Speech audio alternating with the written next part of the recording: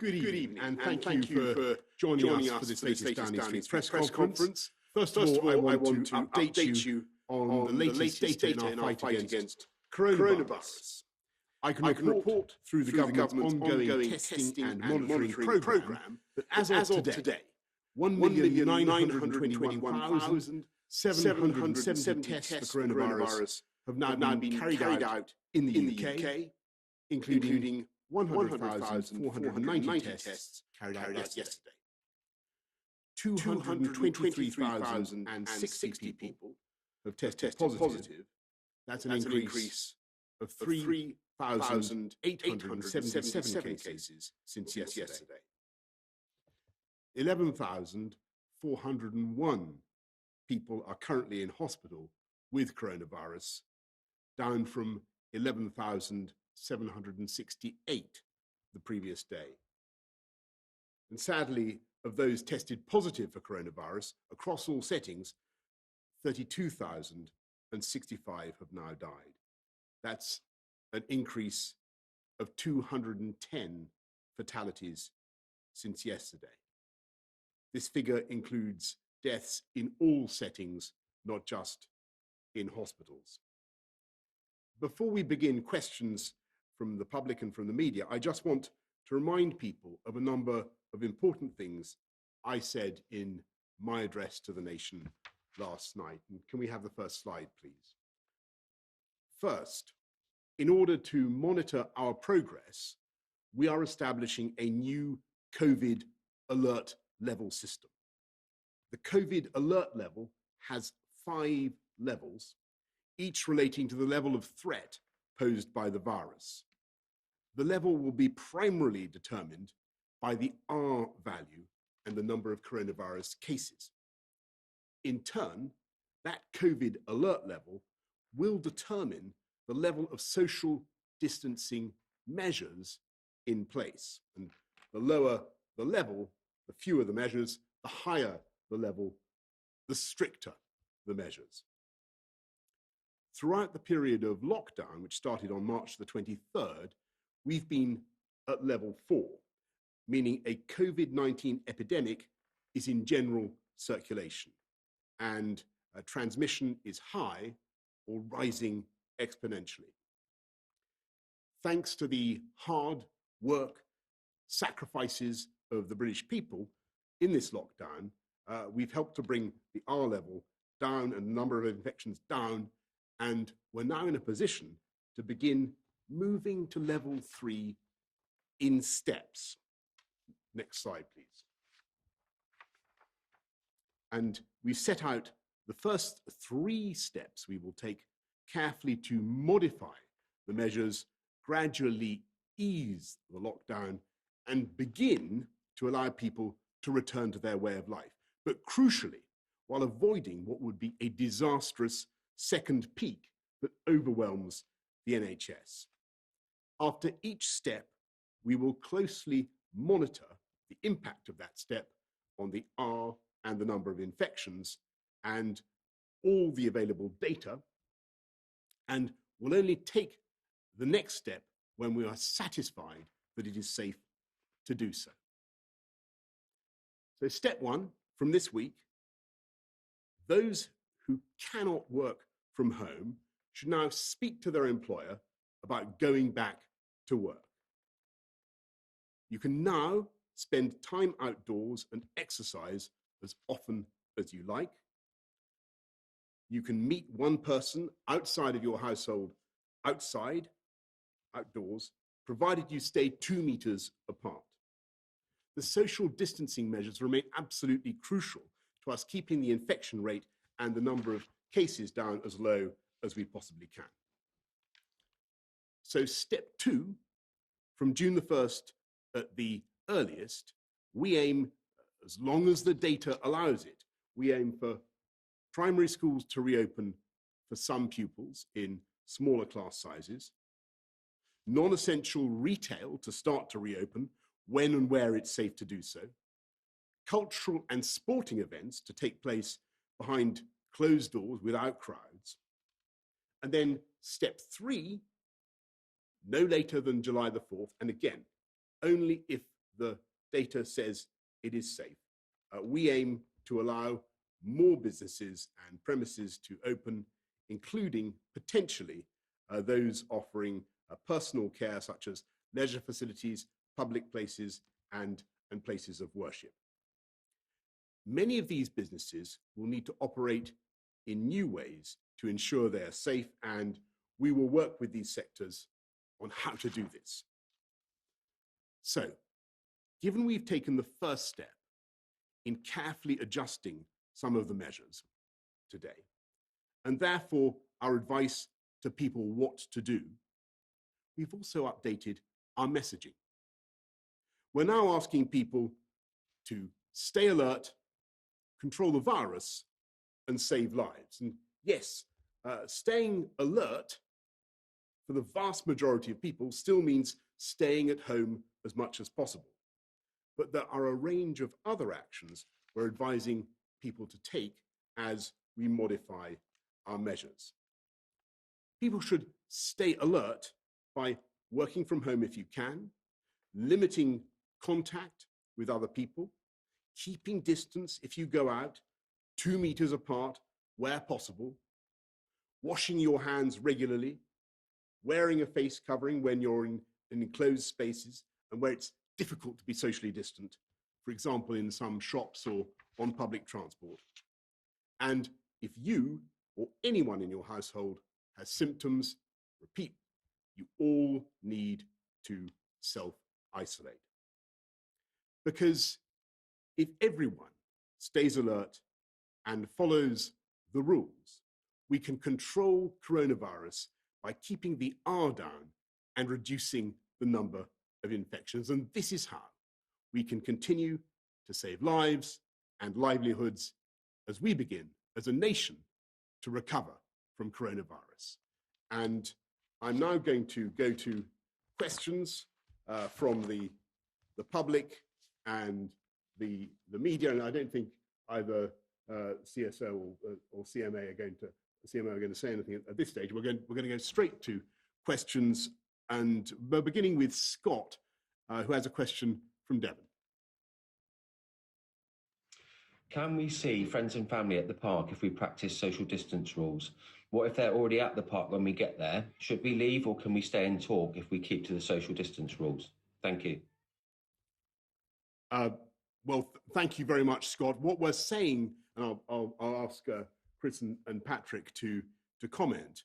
What we're saying is that you can go to the park to exercise on your own, certainly in an unlimited way.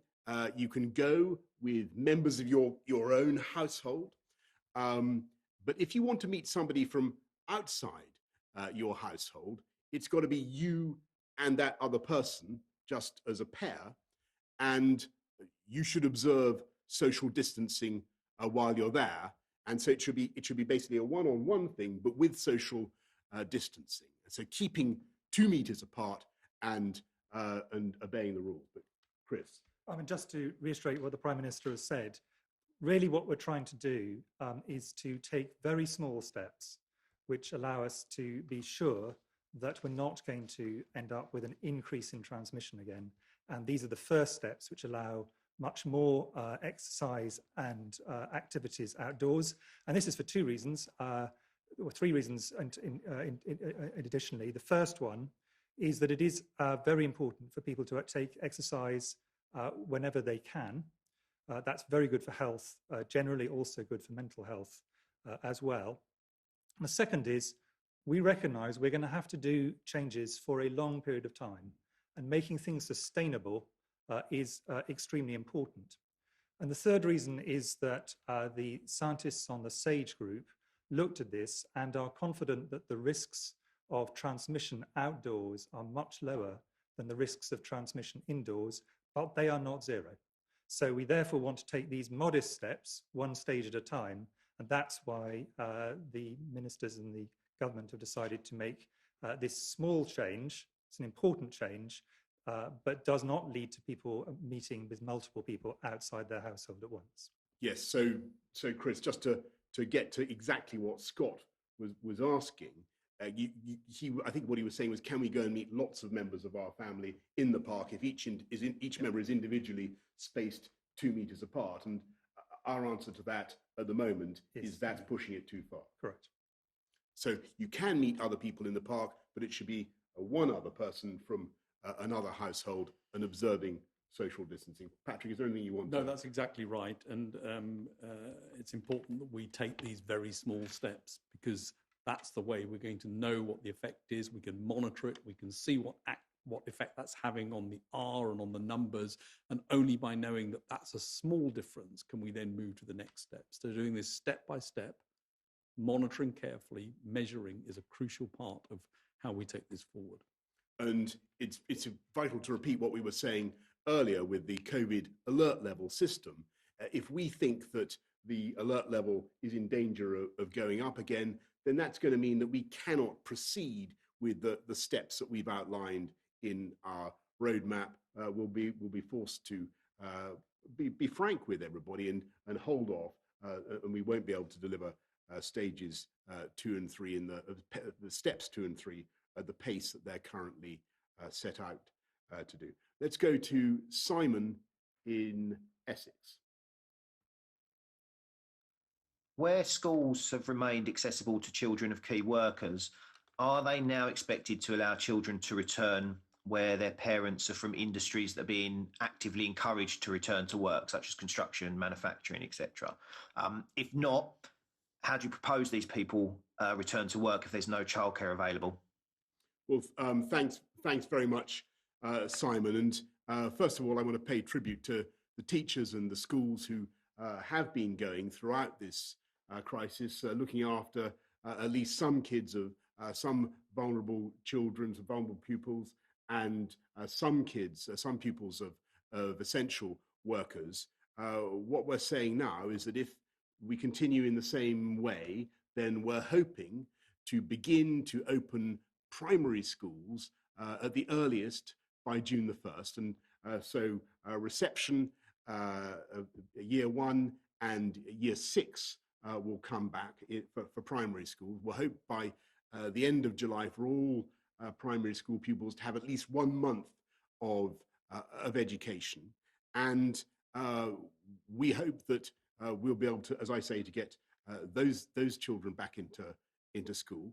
And yes, what we do want is people who, from now, people who cannot work from home, whose jobs do require them to go to work, to talk to their employers about doing that. And again, I would just remind you that throughout the crisis, construction, lots of businesses actually have kept going, and they've done so in a way that is safe and secure for their workers, whether in construction or manufacturing.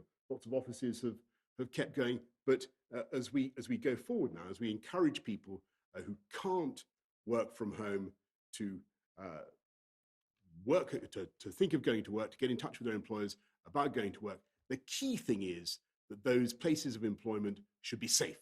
And there's guidance that we're publishing today and tomorrow about how to make our places of work COVID secure, how to make transport COVID secure. And it's only on that basis, Simon, that we'll be encouraging people to go back to work when they can't work from home. And your point about not having access to childcare is a crucial one. Obviously, if people don't have access to childcare and they've got a child who isn't back in school for one reason or other yet, can't get them back until the 1st of June, or even then they don't fall into the years we're getting back immediately, then I think it's only fair to regard that as an obvious barrier to their ability to go back to work, and that I'm sure that employers will agree with that. So stay at home if you can, but go to work now if you have no alternative. Anything to add to that? Thank you very much, Simon. We go to Pooja in Solihull.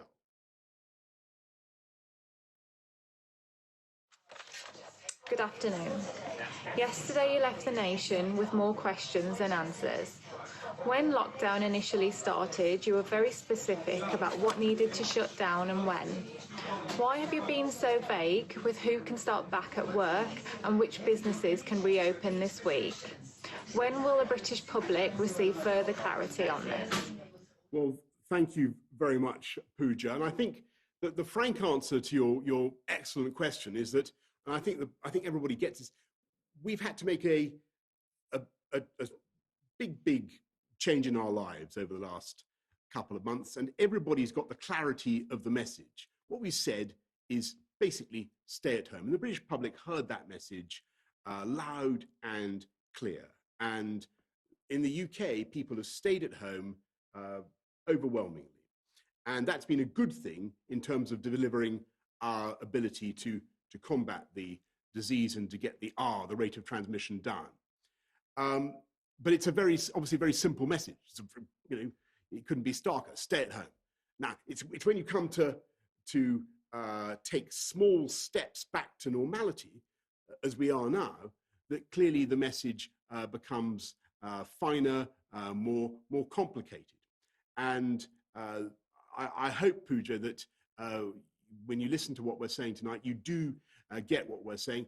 We're saying that if you can't work from home, you should talk to your employer about getting back to work. We've mentioned various sectors, construction, manufacturing, and others, scientific research and others, where people can't work from home.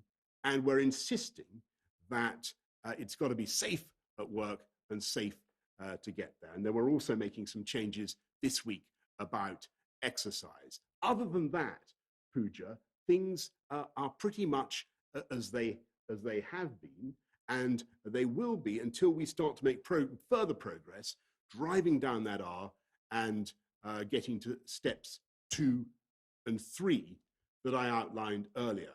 But as Patrick says, all this is totally conditional. All that future progress is conditional on our collective effort to continue to beat the disease and drive down the R. Well, I think just to add that when the regulations were first introduced, essentially they would firms and companies were divided into things that were essential, should keep operating. So things like pharmacies, things like supermarkets, things that definitely should not, very explicitly, and then some between where it was dependent on whether they could be made safe for work. And that remains the case today. But what is changing is the sense of emphasis. But those three groups remain the same groups: essential things which are open, things that should stay shut, and then things where, if they can be adapted, there may be possibilities to open things up. That's exactly right. And Pooja, I want to stress that I don't think any of us expect that tomorrow or for the rest of this week, there's going to be a sudden big flood of people back to work. But I think a lot of people will now start to think whether they fall into that category, whether maybe they could think about going back to work, whether it's time to ring up their employer to check about the arrangements and so on. So we're taking baby steps, if you like, and we think that's the right way to do it. Where we have some leeway. Now, the British public have worked. We've all worked together to drive the R down. We've made huge progress in combating the disease. So, now is the moment. It makes sense for us all as a country. Now is the moment to use that progress and to allow us to go back to work where we can, where that's feasible, and to do it, provided we can do it in a safe way. We're going to go now to members of the media, and first we have Laura Koonsberg of the BBC. Thank you very much, Prime Minister. As we just heard from Pooja, a lot of people felt your speech last night raised as many questions as it gave answers. There are, Prime Minister, different instructions for people in different parts of the UK. You can see your colleagues if you go to work, but grandparents can't look after their children. Many employers say they're just not ready to have people back to work yet. So what do you say the millions of people watching right now who may well be a bit perplexed by what you're actually trying to say and what they are meant to do. And if I could ask Professor Whitty and Sir Patrick Vallance if they approved the change from a stay at home to stay alert message. Thank you. Well, Laura, I think Pooja really rather brilliantly anticipated your question, if I may say so. And she, you know, that the answer is that, and I get where you're coming from. Yes, of course, the message that we were giving out initially was incredibly clear and incredibly stark. And the UK population actually obeyed it more thoroughly, perhaps than many other populations around the world. We really did stay at home. And as I say, we've now made so much progress in combating the disease and pushing the R down that we need to make progress, if we possibly can, in relaxing some of the measures very, very cautiously.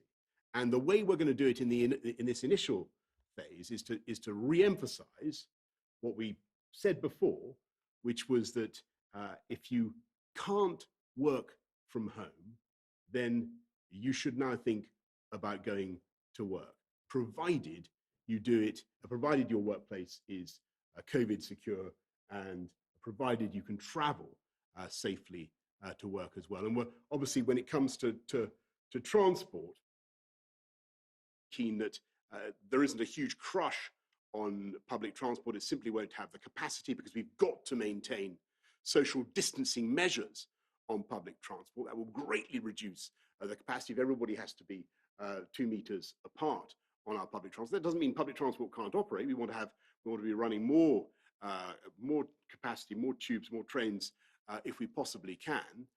But it does mean that people really should think about alternatives, about either going by car or walking or by bicycle, using alternative means to get to work. So, Patrick. Yes, science has had input to the whole plan. We've been particularly concentrated on the 3 phases to make sure that those 3 phases are properly grouped.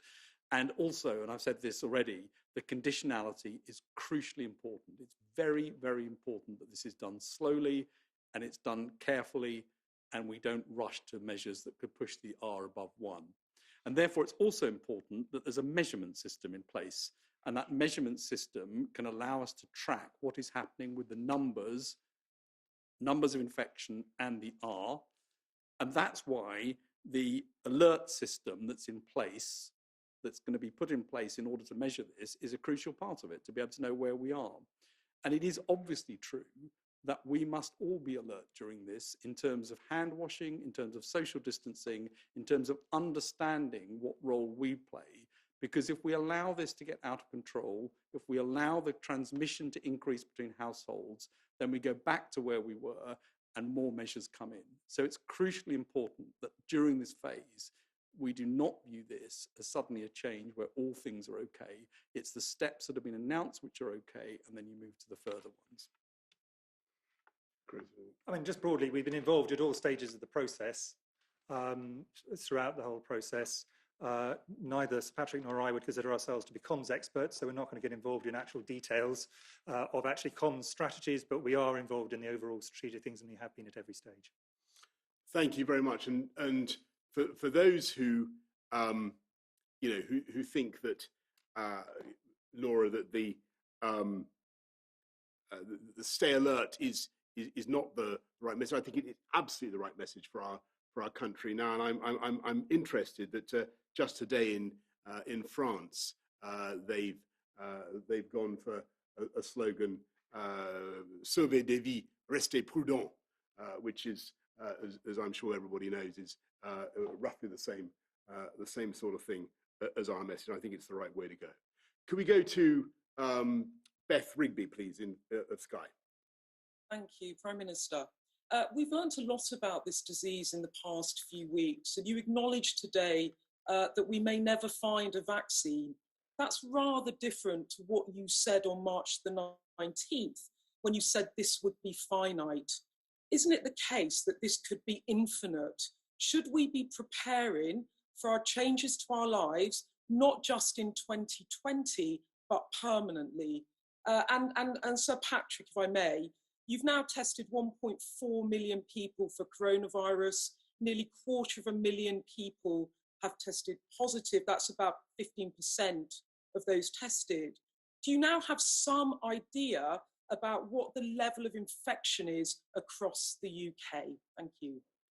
Well, Beth, I mean, two very good questions. And of course, I hope that we will achieve a virus. And actually, I'm hearing some very encouraging things from what's going on at Oxford. Achieve a vaccine and develop a vaccine that can defeat the virus. And I'm hearing all sorts of positive noises. But you're perfectly right, Beth, to point out that this is by no means guaranteed. I'm going to hand over to Patrick and Chris in a minute because they know a huge amount about vaccines.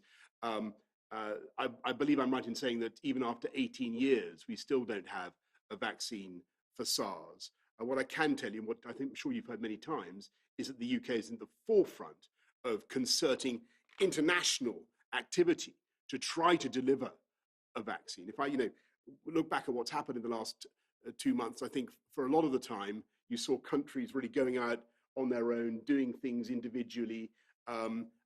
We want, as the UK, to be bringing countries together as far as we can for this next phase, to be developing vaccines together, to be developing strategies together. And we're putting huge sums now into finding that vaccine, and we'll work with partners across the world. But yes, Beth, if you ask me, am I absolutely certain that we won't be living with this for a long time to come? I can't say that. It may be that we have to become ever more flexible, ever more agile, ever smarter in the way that we tackle not just this infection, but potentially future infections as well. But I'd hand over to Patrick and Chris. On the vaccine, I think you can never guarantee that you're going to get a vaccine. It's a tough thing to do. I will say there's been great progress made, though. There is a number of vaccine programs around the world which are progressing. There are a number in the clinic now. So far, so good. And so I think the chances are a bit higher than they were that you get a vaccine, but you never know until you've got one. In terms of other options, though, there are therapeutics and drug development programs that are underway. I'd be surprised if we didn't end up with something. That you're going to end up with a therapeutic or a vaccine, or potentially both, but you can't guarantee that you're going to get a vaccine. That would be my message. And I think it's very encouraging, the huge amount of effort that's going in the UK and around the world on that. In terms of the question about the numbers of people, the ONS study, which is an ongoing study trying to measure the number of people in the population with infection, suggests at the moment that the number might be somewhere around 130,000 people, quite wide intervals around that. So it's not a precise number. It could be lower, it could be 65 or 70,000, it could be higher, up to 250, but 136,000 is the central estimate for that. And then on top of that, if you look at some of the serology coming back, so the antibody tests, and these are now all a bit out of date because the way they get tested is we've got some data from a couple of weeks ago. And if you think about it, those people would have had an infection 3 weeks before that. So you're looking back in time. There, it looks like in London, it might be from that time, maybe 10% people positive for antibody, suggesting that's the sort of range of infection. And across the country, different levels in different places, but on average, somewhere around 4%, something like that. So those numbers will get updated as we get more information, and the ONS study will continue to give information, but it suggests it's that sort of magnitude at the moment. Around 130,000 or so people may currently have infection, and because the R is less than 1, that should be coming down, and the halving time may be something like 2 weeks at the moment. And before that, we had a doubling time of about 4 days. We had a doubling time of between 3 and 4 days, and that again emphasises the importance. If you take the brakes off too fast in the wrong way, you accelerate fast out of this, and that's what we've got to avoid. Chris, sorry. Just one additional thing to say, which is if you look back 100 years, infectious diseases was still very dominant. And if you went back further, the dominant thing in medicine. We humans have proved remarkably successful at tackling almost all major infections that we've had by some means or another, sometimes vaccines, sometimes drugs, sometimes public health measures. I'm very confident we will find a solution to this, this latest threat, and the but of this is it will take time. Science takes time, and therefore we have to take a careful stance at the moment because we cannot guarantee when we're going to find those solutions. Thanks very much. Can we go to Alex in the, thanks Beth, can we go to Alex in the Lake District?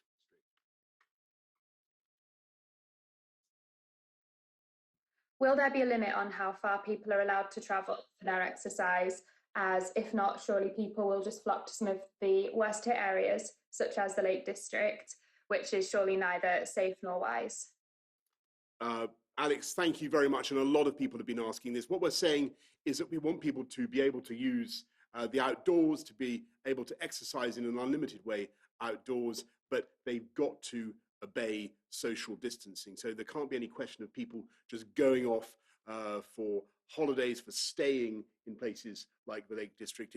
If they do go to exercise, it's got to be done with social distancing. If they're going to be more than one, it's got to be members of their own, of your own household. And of course, as we've said before, if you are going to meet anybody else in that open space, it's got to be one-on-one and again, exercising social distancing. So if it's somebody not from your household, it can't, it's got to be just you and that other person, and not your household and that other person. I hope that's clear. Patrick or Chris? Okay, thank you very much. Can we go to Megan in Nuneaton, please? Have the restrictions for the vulnerable and those at high risk varied? Initially, the over 70s, the pregnant and those with certain health conditions were told to shield for 12 weeks. Have those restrictions eased for them? Well, Megan, thank you very much. The first thing I would say is actually what we said to over 70s, who in my experience are often in rude, robust health, was they should take care, but we didn't say that they should be shielded. So yes, of course, there's about 1 million people who are particularly vulnerable, who have serious underlying health conditions, who we are trying to look after very carefully. Indeed, I'm afraid we must still protect them, as I said last night. But I think over 70s need to understand they need to take care. But it's not quite right to say that they're shielded. All the rules of social distancing, of course, apply to them and apply particularly strongly to them. But otherwise, they can go about their lives. Chris. I mean, just to add to that, so dividing between these very high-risk groups, the shielded, as the Prime Minister said, and the vulnerable, which is a larger group, it is important that people continue to maintain either the shielding thing, if they're in the very, very high group, or take even more caution than the general public if they're in the vulnerable group. Because although the risk of the virus has gone down in the community, it is still significantly out there, as Sir Patrick was saying earlier on. And therefore, this would not be the time, I think, to start revisiting those bits of advice. Yes, and I think there's just one, bit of data that Patrick mentioned that is, I think I heard you say 4% of the population, it looked like about 4% of the population outside the capital might have got or had the virus. When you think about how low that figure is, I think it tells all of us how strongly we need to maintain our discipline, our social distancing. There are huge numbers of people in this country who could be infected by this. That's why we've got to take a very, very cautious approach, the baby steps that we're taking. Natasha from Richmond. Good afternoon. Where does seeing family again fit into the roadmap out of lockdown? And how is it logical that I, as a primary school teacher, can mix with the many returning children, but seeing my relatives is still not allowed? Well, Natasha, thank you very much, and thank you for everything that you're doing as a teacher and have done and will do throughout this period. I think I just have to go back to what we were saying at the beginning, that there are new flexibilities to ensure that people can see somebody who isn't in their household, but you have to do it one-on-one, outdoors, and obeying social distancing. So there is new scope to see one other member of your family somewhere outdoors, and it may not sound like much, but given what we've all been saying this evening, I hope you understand the constraints we're all under. We have to keep this disease at bay. We have to advance very gradually. And Natasha, just to say on what you're doing as a primary school teacher, and thank you for that, we will do everything we can to make sure that teachers, parents, children can have total confidence that we're going to make those schools, your working environment, as safe as possible, and we'll be publishing guidelines to make schools COVID secure. But Chris, is there anything you can say to answer that? Because Natasha does, on the face of it, have a legitimate question that she's asking there. So the first thing to say about schools is that there are, in a sense, there are three separate risks that people are concerned about in terms of schools. One of them is risk to children. And although, sadly, there are a very small number of children who do get severe disease, actually it is extremely small. The risk, the one good thing about this virus, and it is really only one good thing, is very, very low in children, which is in contrast to many other infectious diseases. So the risk to children is very, very low. The second question is having primary schools come back going to lead to a significant upswing or a change in the R? And this has been modelled very carefully by SAGE, and Sir Patrick might want to add to this. But the view is, if it's done very carefully, if it's done slowly, then it is very unlikely to do that. But it has to be done very, very carefully. And Patrick may wish to add to that comment very, very slowly. The third thing is that teachers and parents are understandably concerned about individual risk. And that's very much what we're consulting on at the moment with the profession. And it is very important that we have a proper debate around that to make sure people understand that we can do many things to reduce the risk. As with all of society, with an infectious disease, you can never reduce the risk completely to zero. And that's not a realistic aspiration, but we can reduce the risk very significantly. The biggest thing, though, to reduce the risk is to get the virus down. That makes the risk low for everyone in the community. Just to add a little bit to that, we said on the way in that actually schools are a relatively small part of the overall spread. They're not nothing, but they are a relatively small part. Therefore, now, in terms of key workers and vulnerable children in at school, that's okay. That's the bit that's done now. We didn't recommend from SAGE that primaries came back now. There's got to be a bit more time to see that there's room to be able to do that in terms of the changes. And as the Prime Minister has laid out, that will be done in a very staged way. So it's not all primaries coming back. It's some classes, it's reduced class sizes. That allows that to be monitored so that the effect can be seen. So it's not as simple as to say everything comes back now and the R's okay. It needs to be done carefully, step by step, and measured. Thanks very much, Patrick. Can we go to, thanks, Natasha. Can we go to John in Midlothian, please? With so many conflicting statements between yourself and Scotland, who do I now listen to? As you are my Prime Minister and we are all United Kingdom. Well, John, thank you very much. And let's be absolutely clear that what I've said just now is that we have a situation in the UK where the disease, the epidemic is at different stages in different places. And it's entirely right that different devolved administrations are taking slightly different approaches to deal with the epidemic in their nation, and we respect that and support that. When you look at the totality of the approach, I really think that actually the unity between us is far more significant than the differences.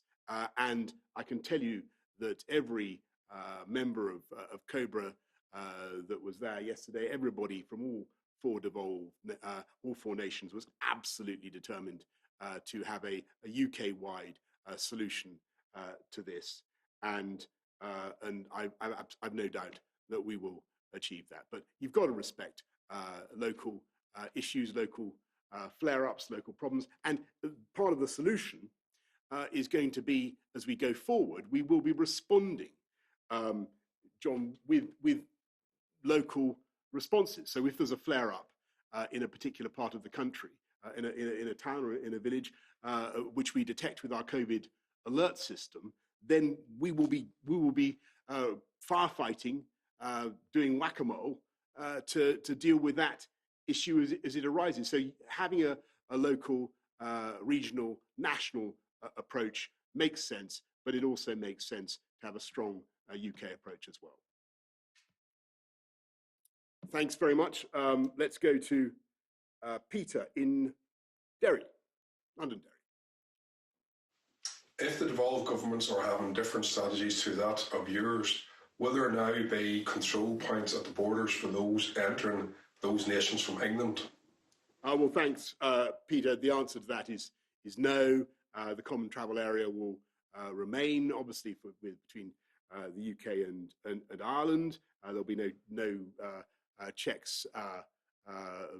Nothing is intended between Ireland and Northern Ireland, and similarly, you wouldn't expect anything between GB and Northern Ireland. I think possibly the most useful, what we really want people to do in this country is to look at our social distancing measures across that we're proposing, and all four nations totally understand what those social distancing measures are and apply them with common sense. So the 2-meter rule, how you address people, how you interact with people. These are ways in which we can push down this virus. And I think it's the common sense of the British people that has been so crucial, the whole of the UK, in getting the R down. Everybody understood roughly what to do in the first phase, and it's by applying common sense that I think we'll be successful in this second phase as well. Thank you very much. We round off with 2 more questions from the media. Can we go to Tom Newton-Dunn of The Sun? Tom. Thank you, Prime Minister. Millions would have seen your roadmap today and seen what it meant for their jobs. People in nightclubs, aviation, the tourism sector, all these sectors that, quite frankly, are going to really struggle to ever get their jobs back. They'll be very worried by this. There's talk already of a lost generation of young people who are going to be losing their jobs and really struggle ever to get into work if they're leaving higher education this summer. Can you share some of your future thinking? Because these people aren't going to be helped by an extension of the furlough scheme. Is it time now to start talking about a jobs guarantee scheme or a national retraining scheme? And to the CMO and the CSA, you've done a very good job, it would appear, of ramming home the threat and the danger so far of the virus with your statistics. But is it now time to start explaining to the public or publishing new statistics that might alleviate some of the concern and fear? For example, the recovery rate. We're one of the few countries in the world that don't seem to publish the amount of people who are recovering on a day-by-day basis. Would you start looking at that? Well, Tom, can I first of all say that actually one of the things that people perhaps don't make enough of is that this country has been absolutely unique in the world in the way that we've tried to keep people on modesting, people in hospitality, in retail, in the sectors that in tourism, in the very sectors you mentioned, Tom.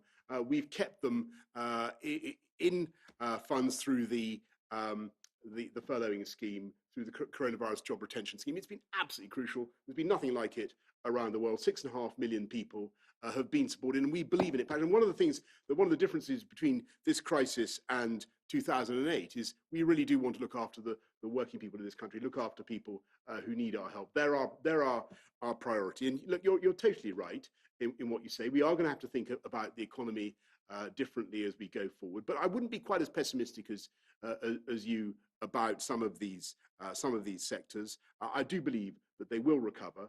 We have, as you know, we have an ambition to get at least some hospitality going by July the 4th. That will be a tough ask. It will be hard to achieve, and it depends on a great deal of conditionality that I've set out. But that's the ambition. That's the target that we're setting. So at least some of the the jobs, the groups that you mentioned there, will start to come back. And then over the medium term, I've absolutely no doubt that the UK economy is immensely resilient and will come back. But we're going to have to think a lot more about, to get back to the question Beth Rigby asked, which is very good. We're going to have to think of, if we can't get a vaccine fast, we're going to have to think a lot more about how we make our businesses, our lives, COVID secure, whilst continuing with economic activity. But we're a very ingenious bunch, the Brits. I'm sure we'll find ways forward, and that's what we intend to do. On the second one, certainly I have tried, and Patrick has tried right from the beginning, to balance two things. The seriousness of this virus as an epidemic, and it clearly is a very serious epidemic, but equally the fact that actually the great majority of people will not die from this. And I'll just repeat something I said right at the beginning, because I think it's worth reinforcing. Most people, well, a significant proportion of people will not get this virus at all at any point in the epidemic, which is going to go on for a long period of time. Of those who do, some of them will get the virus without even knowing it. They will have the virus with no symptoms at all, asymptomatic carriage, and we know that happens. Of those who get symptoms, the great majority, probably 80%, will have a mild or moderate disease. Might be bad enough for them to have to go to bed for a few days, not bad enough for them to have to go to the doctor. An unfortunate minority will have to go as far as hospital, but the majority of those will just need oxygen and will then leave hospital. And then a minority of those will end up having to go to severe and critical care, and some of those, sadly, will die. But that's a minority. It's 1% or possibly even less than 1% overall. And even in the highest risk group, this is significantly less than 20%, i.e. the great majority of people, even the very highest groups, if they catch this virus, will not die. And I've really wanted to make that point really clearly. And if you look at the curves, the second point, because of the work that the whole country has done, these are coming down. The deaths are coming down. The numbers of people in intensive care are coming down. Deaths in care homes are coming down. These are all very positive things. So absolutely want to reinforce that sense of perspective, but that doesn't mean you can get away from the fact that if we did not do anything, if we left this virus to run, we would be back in a very serious situation that would threaten many lives and threaten the NHS. So it's getting those two messages absolutely in balance. And I fully agree with you. You have to give both the messages, not just the one. And yes, we need to get as much information out as we can. And so the more information we've got that we can get out, the better, so people can understand where we are. Thanks very much, Chris and Patrick, and thank you, Tom. So you want to come back? Yes, please. Just very quickly then, is it a time to then start publishing daily recovery rates? Do you know, for example, now how many people in the country have recovered from the virus and are now perfectly healthy again, such as the Prime Minister, for example? Well, we have data. Obviously, you don't know everybody for the reasons Chris has said, because a large number of people have been asymptomatic or haven't gone to the doctor. But we do have recovery rates. They are available, and I see absolutely no reason why they shouldn't be made available. Yes, we certainly have hospital recovery rates. Yes, so we have, in a sense, what we have, and this is where I wouldn't want people to overread them, but it's important, they're perfectly open data, actually. It's perfectly possible to get hold of them if people want, is we have data on the people who got as far as hospital, how many of those left hospital. But of course, they're at the very severe end of the spectrum. All the ones I was talking about before that point, they make a full recovery, they don't enter the statistics. Now, they increasingly will enter the statistics now that we have